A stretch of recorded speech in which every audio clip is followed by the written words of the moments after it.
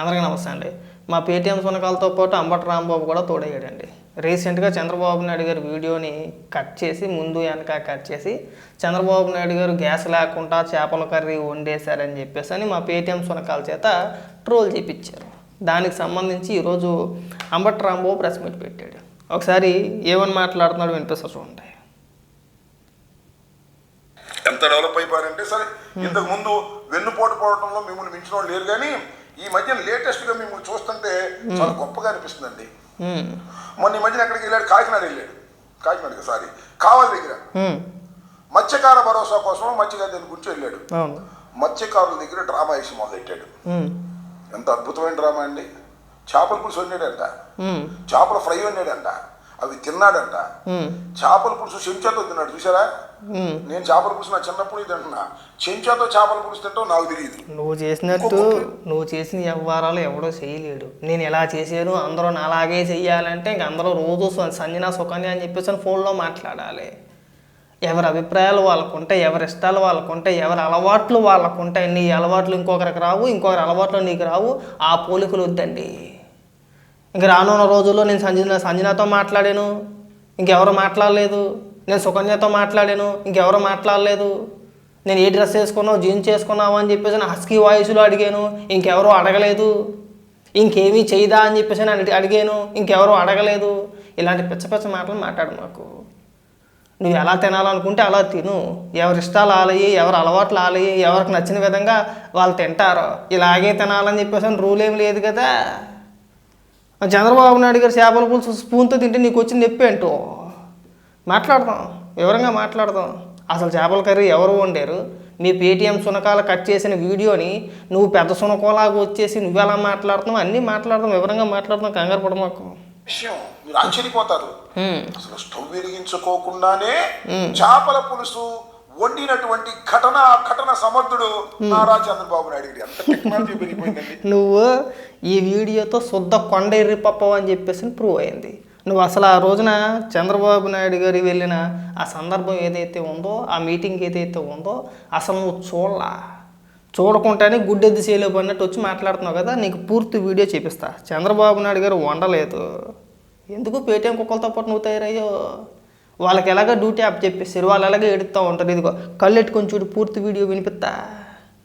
Press meet పెట్టి మొరగడం కాదు అంబటి రాంబాబు.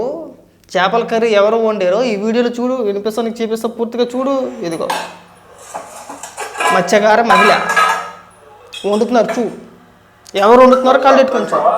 ఎంతగా సార్? పెద్దగా ఎక్కువ ఏం లేదు సార్.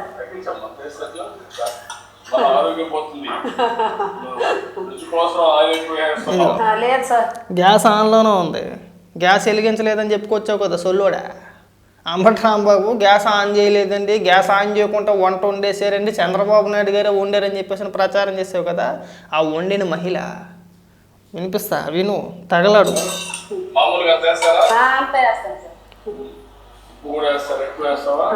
అంత ఎక్కువ ఏంటి సార్?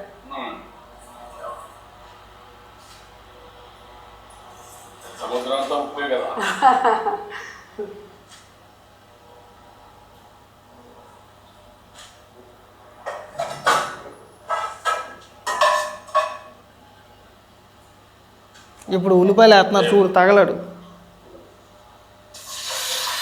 వినబడుతుంది ఆ సౌండ్?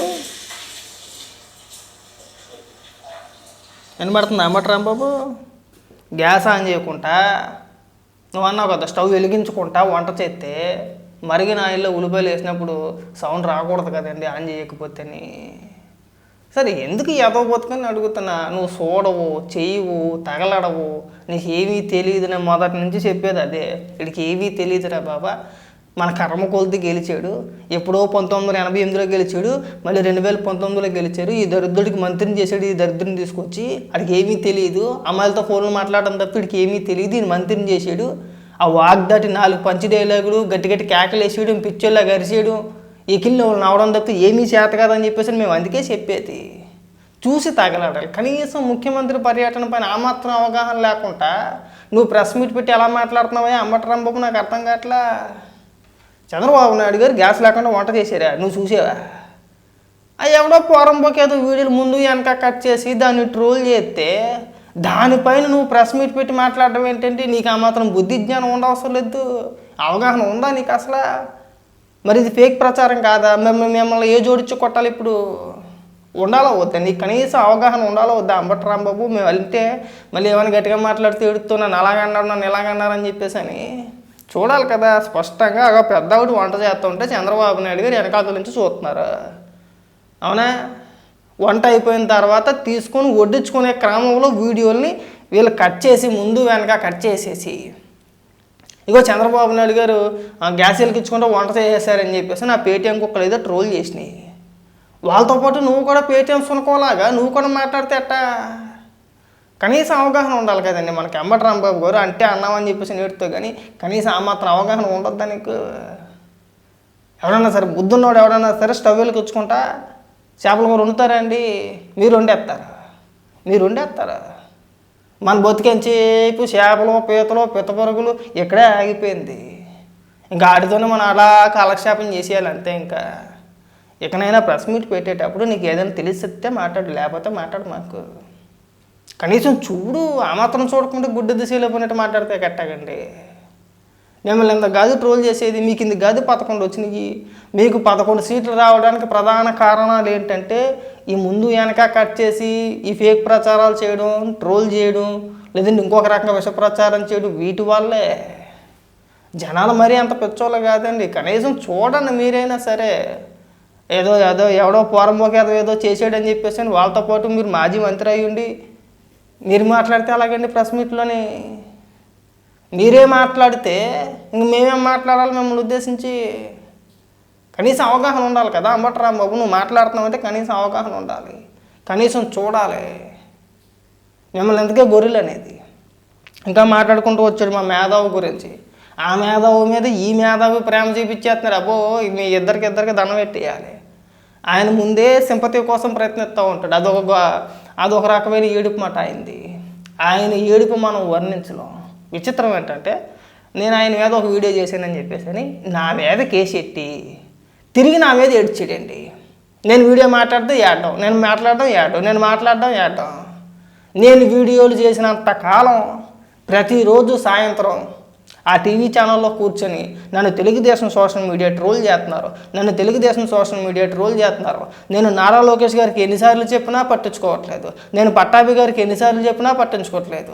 తెలుగుదేశం పార్టీ నాయకులకు ఎన్నిసార్లు చెప్పినా పట్టించుకోవట్లేదు. నన్ను ట్రోల్ చేస్తున్నారని చెప్పేసి రోజు ఏడమే. ఆ ఏడుపు బరాయించలేక, ఆ ఏడుపు చూడలేక శశి ఈయన మీద వీడియోలు చేస్తే రోజు మన మీద ఏడుతున్నాడు, ఇది ఎక్కడ దరిద్రమో బాబు అని చెప్పి చేయడం మనిషి. ఆయన ఇప్పుడు కూడా అటెన్షన్ కోసం ప్రయత్నిస్తూ ఉంటాడండి. రీసెంట్గా ఒక ఇంటర్వ్యూలో చూసాను నేను. ఇప్పుడు ఎవరైతే ఆ మేధావి మళ్ళీ పేరు ప్రస్తావిస్తే మళ్ళీ ఏడుస్తాడు, మళ్ళీ ఒక్కటి ఏడ్చేస్తాడు. రీసెంట్గా ఒక ఇంటర్వ్యూలో చెప్పుకొచ్చాడు, వీళ్ళు నన్ను ట్రోల్ చేయడం వల్ల నాకే మెరుగండి, నాకు సబ్స్క్రైబర్లు పెరిగారు, వ్యూవర్షిప్ పెరిగారు, రెవెన్యూ కూడా బాగుంది అని చెప్పేసి. ఆయన ఎంతసేపు రెవెన్యూ కోసమే పనిచేస్తాడు. ఆయన యూట్యూబ్ ఛానల్ రన్ చేసేదే రెవెన్యూ కోసం. ఆయన చెప్పిన మాటలు కదా, ఆయనే చెప్పుకొచ్చాడు. ఆయన తీసుకొచ్చి ఆయన పైన ప్రేమ చూపించేస్తున్నాడు. ఆయన మీద కేసు ఎట్టేసాడట. కేసు పెట్టేలా కంప్లైంట్ ఇవ్వడం మాట వాస్తవం, ఎఫ్ఐఆర్ నమోదు అవ్వలేదు. కేసు అంటే ఏంటి, కేసు ఎట్టడం అంటే ఏంటి? ఎఫ్ఐఆర్ నమోదు అయితే కేసు పెట్టారని చెప్పేసి అనాలా? ఆయన పెట్టాడు నా మీద హైదరాబాద్లో కేసు. హైదరాబాద్ సైబర్ క్రైమ్లో నా పైన కేసు పెట్టాడు ఆయన. మా ఇంటికి వచ్చారు, నోటీస్ ఇచ్చారు, ఎఫ్ఐఆర్ నమోదైంది, ఛార్జ్షీట్ వేసారు, దాన్ని కేసు అంటారు. ప్రొఫెసర్ నాగేశ్వరం అని ఎఫ్ఐఆర్ నమోదు అవ్వలేదు. ప్రొఫెసర్ నాగేశ్వర్ ఇంటికి ఎవరో పోలీసులు వెళ్ళలేదు, ఆయనకి నోటీసులు ఇవ్వలేదు, విచారణకు రమ్మని చెప్పేసి ఏమీ పిలవలేదు.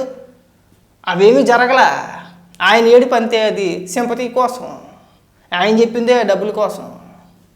ఆయన ఇక్కడ మీరు తీసుకొచ్చి ఇక్కడ రుద్దేస్తున్నారండి. అయ్య బాబు గొప్ప మేధావి, ఆయన మేధావి, మాకు తెలుసు ఆయన మేధావితనం, మేము చూసాము అంటే ఏడ్చేస్తాడు గొక్కెట్టి అంతే, అంత మించి ఏమీ లేదు. మేధావి అనొద్దండి, అదొక దరిద్రం. దేనికండి మేధావి, ఎందులో అండి మేధావి? ప్రభుత్వ అధికారి సంతకానికి ముఖ్యమంత్రి ఫోటోకి తేడా తెలియని మేధావి అంటే ఎడుతాడు. మళ్ళీని మీరు అందరినీ తీసుకొచ్చి మా నెత్తి మీద మేధావి అని రుద్దే మాకండి. జగన్మోహన్ రెడ్డి ముఖ్యమంత్రిగా ఉంటే ఒకలాగా విశ్లేషణ, చంద్రబాబు నాయుడు గారు ముఖ్యమంత్రిగా ఉంటే ఒకలాగా విశ్లేషణ.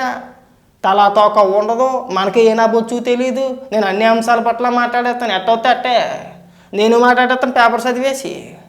ఆ మాత్రం నేను మేధావిని అయిపోతానా, నేను విశ్లేషకుని అయిపోతానా? ప్రజలకు పనికొచ్చే ఒక్క అంశం పైన ఒకటే ఈ అంశం ప్రజలకు పనికొచ్చింది, ఈ ప్రభుత్వం ఈ నిర్ణయం తీసుకున్న మూలంగా, లేదంటే ప్రజలకు నష్టమనో ఇంకొకటనో ఒక్క విశ్లేషణ ఉండదు. ఎంతసేపు చంద్రబాబు నాయుడు గారు ఎవరితో పొత్తులు పెట్టుకున్నారో, లేదంటే ఢిల్లీలో పవన్ కళ్యాణ్ గారు ఎవరెవరితో మాట్లాడారు, ఇక్కడ కార్యకర్తలకి నాయకులకి ఏమని చెప్పుకొచ్చారు, దాని విశ్లేషణ అంటాడు ఎవడైనా సరే. ఇప్పుడు నేను కూడా మాట్లాడేస్తానండి. అంబటి రాంబాబుని జగన్మోహన్ రెడ్డి చెప్పుతో కొట్టాడనో, లేదంటే అంబటి రాంబాబుని వెళ్ళిపోమన్నాడనో, లేదంటే ఇంకోటనో అది విశ్లేషణ అంటాడా దాన్ని ఎవడైనా కానీ? మన పీతబుర్రతోని ఊహాగానాలు మనకు నోటుకు వచ్చిందల్లా అడ్డమైన వాగేసి మనమే తప్పు అయిపోయిందని చెప్పేసి అని ఒప్పుకొని ఆ మాటలు మనం ఉపసంహరించుకొని మనం వెనక్కి తీసుకొని మనమే 7% కుక్కడిపులు అంటారు అట్లనే. అదొక దిక్మాలి ఏడిపది. సో ఆయన ఏడిపోతే అలాగే ఏడుతూ ఉంటాడు. మీరు ఏదో పులి వేసుకొని ఆయన గొప్ప మేధావండి అని చెప్పేసి మా మీద ఉద్దేశ ప్రయత్నాలు ఏమీ చేయమాకండి. ఒకవేళ మీకు మేధావి అయితే మీకు మేధావి అయ్యి ఉండొచ్చేమో కానీ మాకు మేధావి కాదు. అది గుర్తుపెట్టుకుంటే బాగుంటుంది.